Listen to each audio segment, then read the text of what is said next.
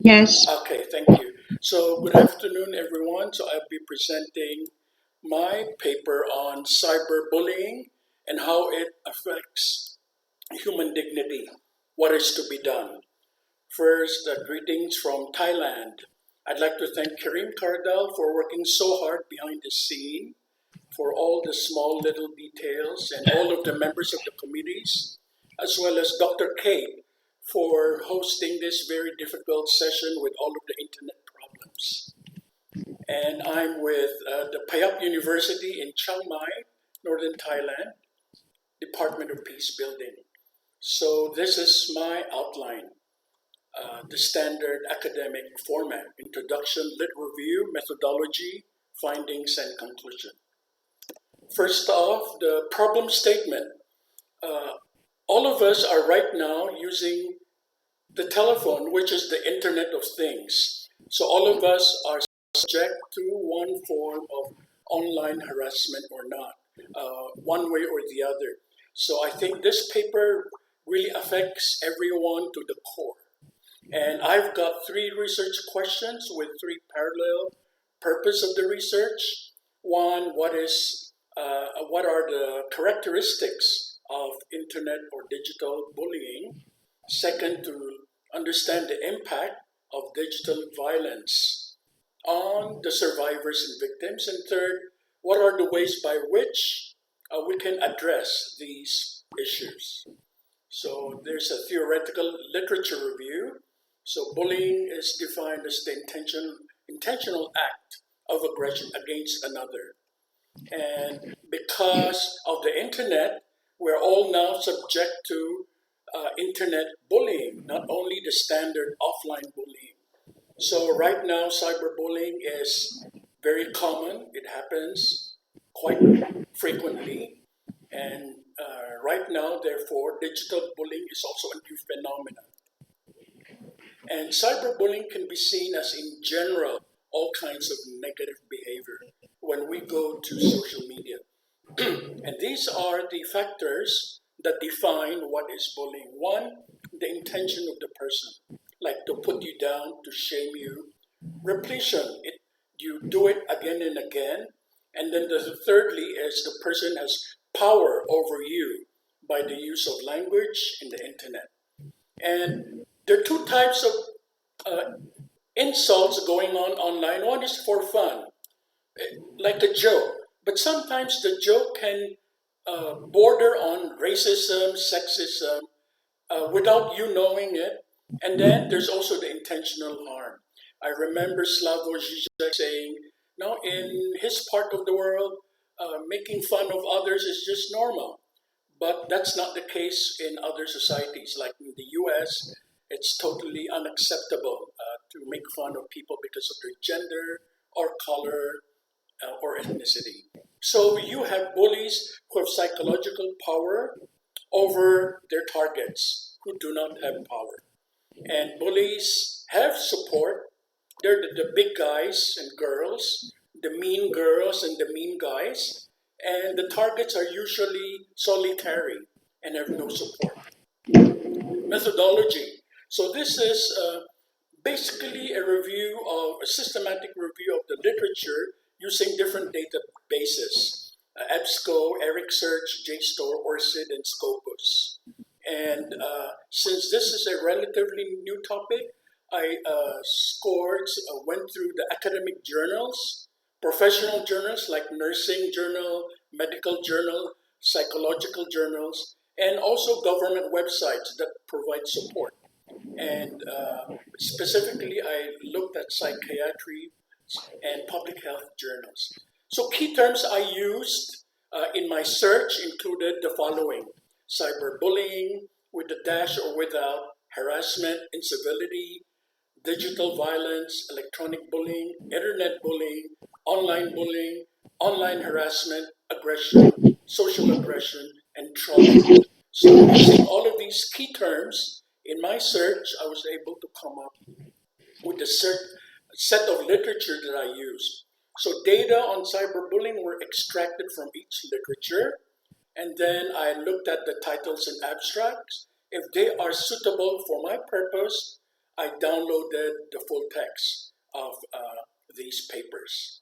So the purpose of which would be to examine what is cyberbullying, to look at its effect on human beings, and then what is to be done to counter cyberbullying.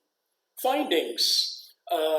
First research question, first research purpose, what is the nature of cyberbullying? And that would include all kinds of harassment.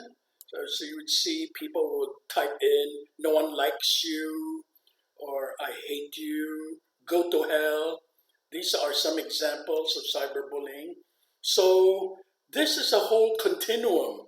It would go from microaggression, I will give examples of these, incivility, to online bullying or harassment, which will lead to physical bullying and harassment, which might be considered as hate crime, and it could lead to offline attacks, killings, and also there are documented cases of suicide.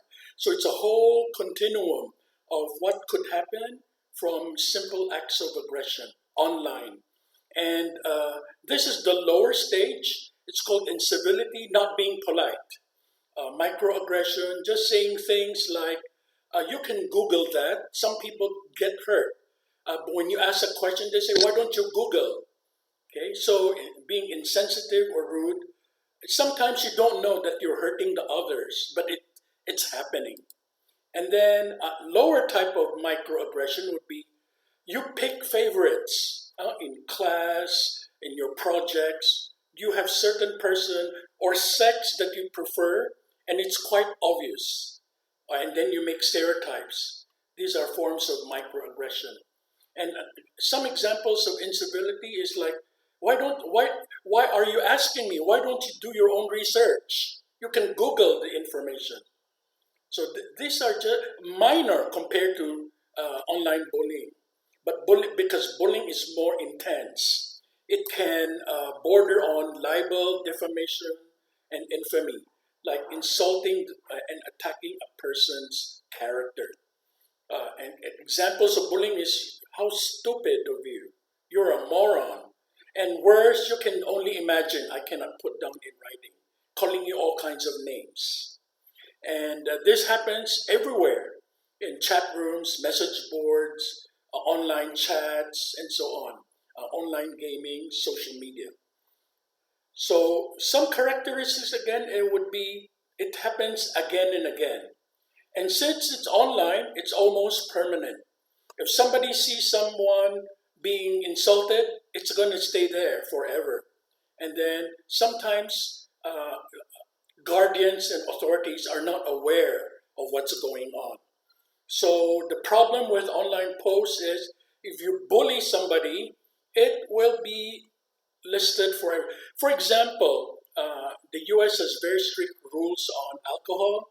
If you're 18 years old and you had some beer in Florida during the spring break and they took pictures and make fun of you, that will affect your college admission because you have to reach the age of 21 legally to access alcohol.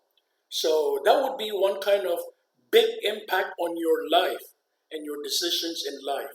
If somebody makes fun of you, and this is no joke because it affects your career and also job opportunity. It's like some video will go to a party and then just dance like crazy, and people take a video of you and post it online, and sometimes your office mates will see it. They will report you for doing these things because they say you should be proper at all times. You represent the company or the school. Then that would affect your job security as well. And studies found, this is incredible, offline bullies are the same. They're also the online bullies. And in most likelihood, offline bullied people are most likely the people are also bullied online. But there are more opportunities for which more people will be bullied online because of anonymity. You can block people and so on and so forth. So the number of bullied people are the standard ones. It's just transferred online. But now you also have people who just anonymously attack you. Okay. And many times parents are not aware what's going on, so they cannot help their kids. And there are some cases of suicide of children because people say you're too fat, you're too short, your hair is too dark, whatever. And that affects the integrity of the person.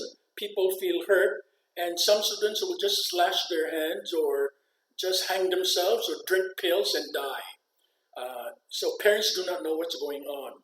A systematic review of literature from health-based journals revealed that online bullying happens quite frequently, maybe 1 to 3 times to the max, 35%.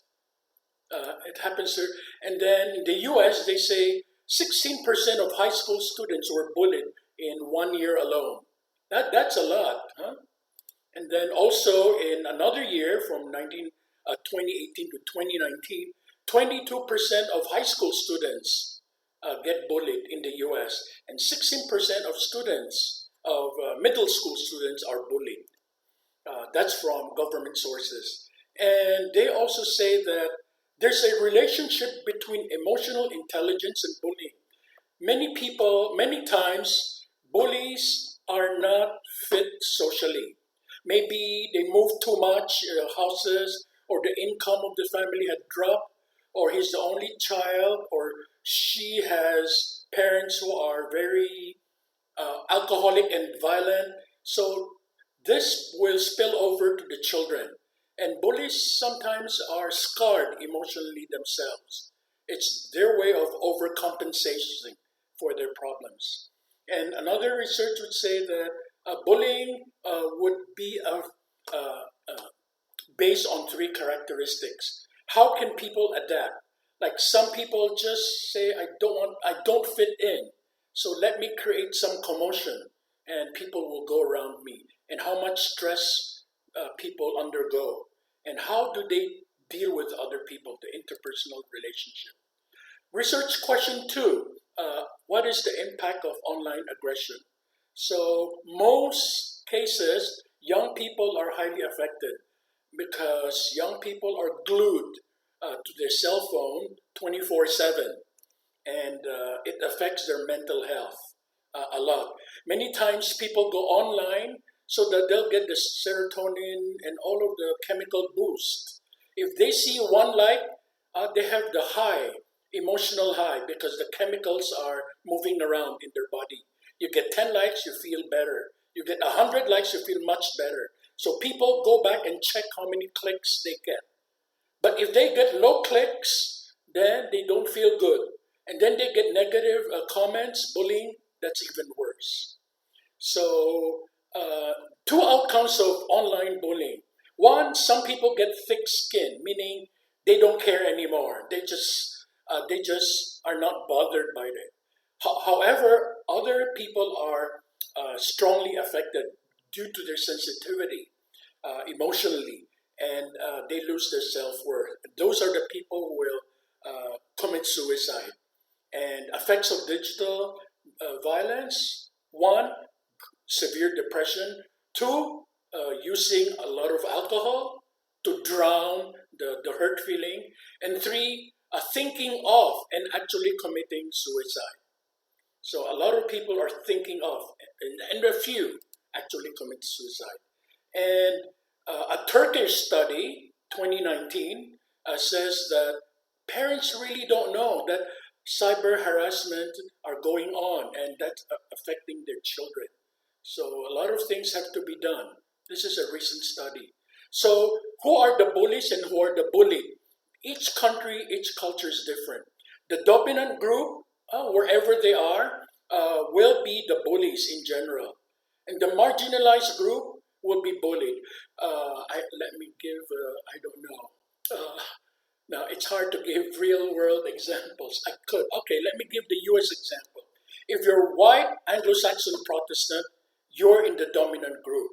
And if you're Native American, you are marginalized. And if you live in the city where it is dominantly white, Anglo-Saxon Protestant, if you're Native American, they will make fun of you, they will bully you, and it will cause a lot of problems. That's just one example of the bullies and the bullied. Again, each society is different. And usually, people who are in the dominant color, dominant sex, dominant gender identity will be the dominant class. If you do not belong to the dominant color, dominant sexual identity, dominant sex, and income status, they are the ones bullied. The rich people will have nice clothes. They will make fun of their classmates who wear the same clothes and not branded clothes. It really happens. There's so much pressure for American students to wear branded clothes, even the poor ones. I've witnessed friends who are rich and poor. The kids were just angry at their parents. I want this brand. I have to. Really screaming and shouting. But the father said, we can't afford it. We don't have the money. But the daughter kept on saying, I have to. If I don't, I'll be ostracized in school. And then they'll make fun of them and there'll be cyberbullying and offline bullying. Summary and conclusion. There are three parts of this paper as promised in the title. Cyberbullying, how it affects human dignity, and then what would be the proper action, both proactive and reactive. So that will be research question 3. A lot of groups have to come into the picture: family, friends, school authorities, social media help desk, counselors, psychotherapists, local authorities, and when the problem gets higher, and even local law enforcement officers, and the problem is even worse, national law enforcement officers, and even much worse, international law. For instance, there would be cyber sexual trafficking of children, like in the Philippines, of young girls with American, British, and Australian. You need the FBI, the Interpol to come in to arrest the perpetrators of cyber sexual trafficking of children. Okay, and they actually do that, and BBC had documented these cases. 3 areas where cyberbullying can be avoided in the first place. The 3 institutions of socialization: family, school, and if people go to places of worship, those places as well. And teaching mutual respect also happens in civic organizations, human resource departments of companies, universities, and government agencies. So there are levels of work that can be done, from the lowest, from at home, teaching mutual respect, to the schools, places of worship, civic organization, workplace, and to the government. And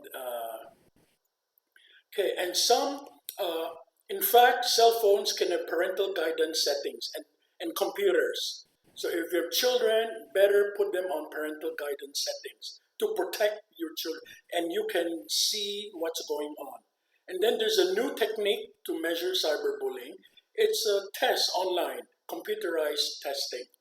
And then there are also tests to find out if some aggression are based on language and also on sex. Oftentimes, women are just attacked for their appearance and size. It's really awful. And color. And then even some famous athletes or Olympians are criticized for their hair. Like they are gold medalists, but they're criticized for their hair. They say, oh, it's not combed well. And that really offends the individual who's being attacked. And then there are also tests to find out if people are using offensive language or it becomes hate speech. So retroactively, what could be done after cyberbullying had happened? Then try to engage in dialogue to find out, keep a record, report to the authorities, and then show your support to the survivor. They need your support. And then Facebook has its civility clause. I think many times now when you join groups, there are rules. You have to respect you have to observe mutual respect. Do not use curse words. And Twitter bans and blocks people who use incendiary languages. And then Twitter also has an automatic cyberbullying detection program, machine learning. And if people report you are committing cyberbullying, they will double check the machine learning through artificial intelligence and they will block you. Like Donald Trump, they blocked him, inciting violence. And Twitter says there are four types of users: the normal ones, people just throw garbage, spammers, and then the bullies, that's lower level, and the higher level aggressor. Okay. And then digital violence can be avoided proactively from home, school, church, synagogue, mosque, temples, and retroactively when it happens, reporting them to the government and so on. Thank you so much.